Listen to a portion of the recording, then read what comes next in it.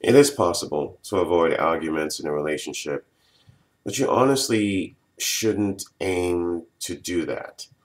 Because if you aim to avoid arguments in a relationship, that means that things will happen in the relationship that you may not necessarily agree with, but you won't say anything about it because you're trying to avoid getting into an argument. And that is very, very dangerous.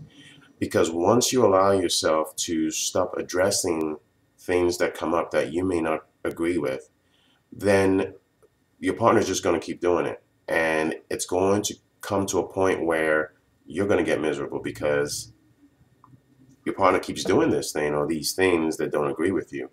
And it starts small and it starts growing and growing and growing to the point where you reach a point where it's like it's a point of no return, right? And then you're miserable in this relationship. So your goal should not be to avoid arguments. Your goal should be to talk about things. Talk about something that may be bothering you or that you may not agree with, and see if it can be resolved when it happens so that it doesn't build and build and build to the point where it feels like it's such a big problem now you don't even know what to do. So your goal should not be to avoid arguments, but to talk about things that may not agree with you, and vice versa. You should encourage your partner to do the same, right? Don't be afraid of getting in, of having disagreements. In fact, in a lot of ways, that's what helps a relationship last and grow. Because if your partner doesn't know that something is bothering you, they'll just keep doing it, right?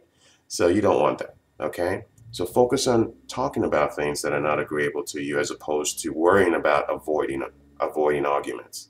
All right?